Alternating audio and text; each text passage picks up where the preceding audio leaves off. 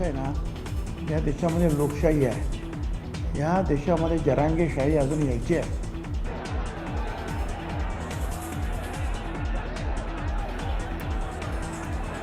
सरकार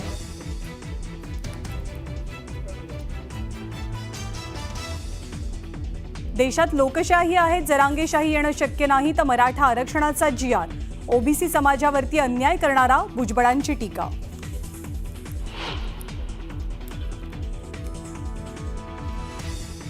जी.आर. मधल्या नातेसंबंधांच्या शब्दावर भुजबळांचा आक्षेप. संभ्रम दूर करा, अन्यथा जी.आर. रद्द करावा, भुजबळांची मागणी. तर ओबीसी सुद्धा मोठा लढा उभारू शकतात, सरकारला थेट इशारा.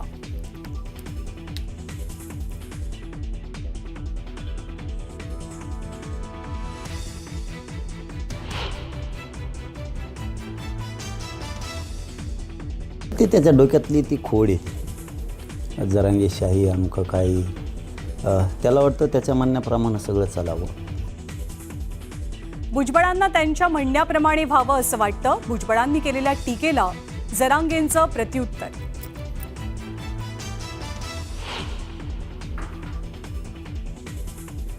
सरकारनं काढलेल्या जी.आर. मध्ये कुठेही सरसकट असा उल्लेख नाही. ओबीसी नेत्यांनी जी.आर. नीट वाचावा, ओबीसींवरती अन्याय होऊ देणार नाही, मुख्यमंत्र्यांचा शब्द.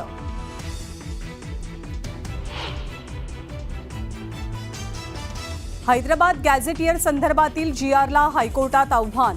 जी.आर. बेकायदा असल्यानं रद्द करण्याची मागणी. तर जी.आर. ओबीसींवरती अन्याय करणारा नाही, मुख्यमंत्र्यांचं स्पष्टीकरण.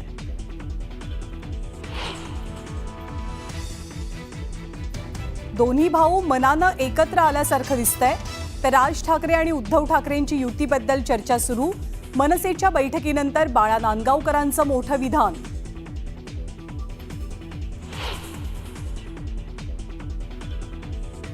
मनसेच्या अमेय खोपकरांचा कपिल शर्माला विनंतीवजा इशारा. द कपिल शर्मा शो मध्ये मुंबईचा बॉम्बे असा उल्लेख न करता मुंबई असा करण्याची मागणी.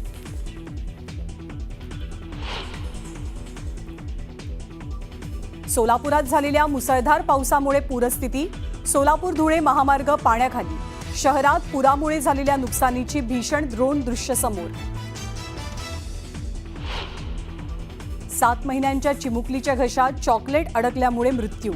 बीडच्या काटवटवाडीतली धक्कादायक घटना. घशात चॉकलेट अडकून श्वास कोंडल्यानं चिमुकलीनं जीव गमावला. नेपाळ हिंसाचारादरम्यान तब्बल 15,000 कैदी फरार. कैदी भारतात येण्याची भीती. नेपाळ भारत सीमेवर हाय अलर्ट.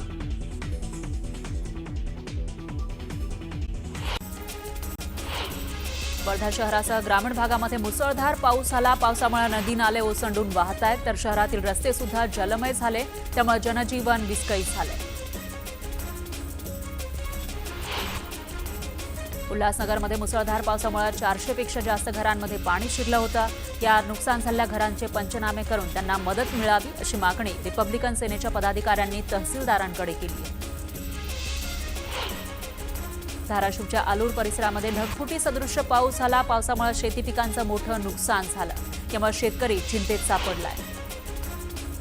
सोलापूर शहरासह अक्कलकोट तालुक्यामध्ये मुसळधार पाऊस झाला. दमदार पावसामुळे शिर्शी गावातील 100 पेक्षा जास्त नागरिक पाण्यात अडकले. दरम्यान गावातील नागरिकांना सुरक्षित ठिकाणी हलवण्यात येणार आहे. मागील 4 दिवसांपासून चंद्रपूर जिल्ह्यातही मुसळधार पावसाच्या सरी पाहायला मिळत आहेत, त्यामुळे वर्धा नदीला पुन्हा पूर आलाय. या नदीवरील काही धरणांचे पाणी सोडल्यानं गडचांदूर कोरपनाला जोडणारा पूल सुद्धा पाण्याखाली गेला आहे, त्यामुळे दोन्ही गावांचा संपर्क तुटलाय आणि वाहतूक ठप्प झाली आहे. नंदुरबार जिल्ह्यातील तळोदा तालुक्यामधील दुर्गम भागामध्ये रस्त्यांच्या अभावी नागरिकांना जीव धोक्यात घालून प्रवास करावा लागतोय. रस्ता नसल्यानं नदीच्या पाण्यातून टाकलेली गाडी सुद्धा पाण्यातच अडकली. शेवटी ही गाडी ट्रॅक्टरच्या सहाय्यानं खेचून बाहेर काढावी लागली. सोलापूर जिल्ह्यामध्ये पावसाचा हाहाकार पाहायला मिळाला आहे. शहरातील अनेक भागात मोठ्या प्रमाणामध्ये पाणी शिरलं. शेळगी भागातील ही सर्व भीषण परिस्थिती ड्रोन कॅमेऱ्यामध्ये कैद झाली आहे. सोलापूर शहरातील दहीटणे इथल्या ओढा ओव्हरफ्लो झाला, त्यामुळे शेळगी इथल्या अनेक घरांमध्ये पाणी शिरलं. कुमारस्वामी नगरातील 1,500 ते 2,000 घरांना फटका बसला.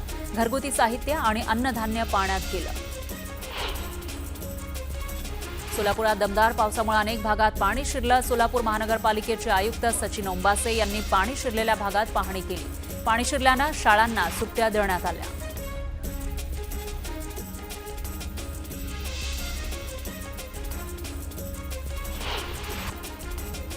वाशिम जिल्ह्यातील शेतकऱ्यांनी फळबागांची लागवड केली. मात्र यावर्षी फूल आणि फळ धाण्याच्या वेळेत सतत आणि मुसळधार पाऊस पडलाय. त्यामुळे या सीताफळ झाडांची 70% सीताफळं खाली गळून पडली आहेत. त्यामुळे शेतकऱ्यांचं मोठं आर्थिक नुकसान झालंय. ओबीसी नेते छगन भुजबळ यांनी मराठा आरक्षणाच्या जीआरवरून थेट सरकारवरच सवाल उपस्थित केले. जीआरमधील नातेसंबंधांच्या शब्दावर छगन भुजबळ यांनी आक्षेप घेतलाय. संभ्रम दूर करा नाहीतर जीआर रद्द करा अशी मागणी करत आंदोलन उभं करण्याचा इशारा भुजबळांनी दिला. शिंदे समितीनं काही लाख नोंदी शोधल्या. त्यामध्ये आता हैदराबाद गॅझेटचा संबंध येतोच कुठून असा सवाल भुजबळांनी केला. तर देशामध्ये लोकशाही आहे, जरांगेशाही येणं शक्य नाही असा टोला त्यांनी जरांगेंना लगावला. सरकारनं काढलेल्या जीआरमध्ये कुठेही सरसकट उल्लेख नसल्याची माहिती मुख्यमंत्री फडणवीसांनी दिली. तर ओबीसी नेत्यांनी जीआर नीट वाचावा, ओबीसींवर अन्याय होऊ देणार नसल्याचं फडणवीस म्हणाले. हैदराबाद गॅझेटियर संदर्भातील जीआरला हायकोर्टात आव्हान देण्यात आलं आहे. जीआर बेकायदा असल्याचं म्हणत रद्द करण्याची मागणी करण्यात आली. तर जीआर ओबीसींवर अन्याय करणारा नसल्याचं स्पष्टीकरण मुख्यमंत्री फडणवीसांनी दिलं. सरकारचं डोकं ठिकाणावर नाही, सरकारचा जीआर कोर्टात टिकणार नाही. मर्यादा काय हे सरकारनं सांगायला हवं असं संभाजी ब्रिगेडचे प्रदेशाध्यक्ष प्रवीण गायकवाड म्हणाले. मराठ्यांना ओबीसीमध्ये टाकण्यासाठी कोणतंच सरकार तयार होणार नाही असं गायकवाड म्हणाले. सरकारनं सत्य बोलावं, ओबीसीमध्ये एवढ्या मोठ्या समाजाचा समावेश कसा होईल असा प्रश्न प्रवीण गायकवाड यांनी विचारला. मराठ्यांना न्याय मिळण्यासाठी आरक्षण हाच पर्याय नाही. सरकारनं शिक्षणाचं बजेट वाढवावं, सरकारनं दर्जेदार शिक्षण माफक दरात द्यावं असं गायकवाड म्हणाले. मराठा समाजाच्या ओबीसीमधील समावेशाविरोधात आता ओबीसी समाज आक्रमक झालाय. ऑक्टोबर महिन्यामध्ये नागपुरात या संदर्भात मोर्चा निघणार आहे. मोर्चा संदर्भातील जनजागृतीसाठी चंद्रपुरात ओबीसी सेवा संघांनी बैठक घेतली. तर मराठा समाजाच्या झुंडशाहीचा निकरानं विरोध करण्याचा निर्धार या बैठकीत करण्यात आला. मनोज रांगेंच्या सर्व मागण्या मान्य झाल्या. त्यामुळे त्यांनी अल्टिमेटम न देता या मागण्यांची अंमलबजावणी कशी होईल यासाठी प्रयत्न करावे असा सल्ला चंद्रकांत पाटलांनी रांगेंना दिला. राज्यातील मराठा समाजाला कुणबीचे दाखले देण्याबाबत विरोध नाही असं आरोग्यमंत्री प्रकाश आंबेडकर म्हणाले. याचबरोबर कोण कोणासोबत येतंय यापेक्षा आमचं संघटन मजबूत करून काम करणं हेच आमचं उद्दिष्ट आहे असं प्रकाश आंबेडकर म्हणाले.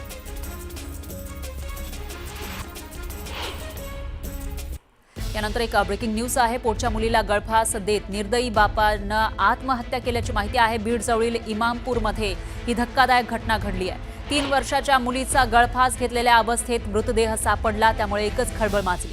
तर 2 दिवसांपूर्वी वडिलांनी आत्महत्या केल्याचं समोर आलं होतं. मुलीचा शोध सुरू होता आणि तीही गळफास घेतलेल्या स्थितीमध्ये आढळली. आता या प्रकरणामध्ये धक्कादायक अशी माहिती समोर आली आहे. पती पत्नीमध्ये झालेल्या वादानंतर जयराम बोराडेनंच आपल्या मुलीला गळफास देत नंतर स्वतः सुद्धा आत्महत्या केली. तर जयरामचं पत्नीशी वाद झाले होते. यानंतर त्यानं मी माझ्या मुलीला घेऊन जातो असं म्हणत घर सोडलं. रागाच्या भरात त्यानं रामगड परिसरामध्ये मुलीला गळफास दिला आणि त्यानंही त्याच ठिकाणी आत्महत्येचा प्रयत्न केला. मात्र पाय खाली टेकू लागल्यानं त्यानं डोंगराळ भागामध्ये जाऊन गळफास घेत आत्महत्या केली.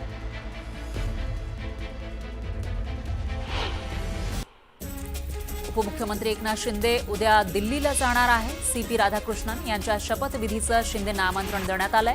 तर उपराष्ट्रपतींच्या शपथविधीला शिंदे उपस्थित राहणार आहेत. सोनिया गांधी यांना दिल्लीच्या राऊस अव्हेन्यू कोर्टाकडून मोठा दिलासा मिळालाय.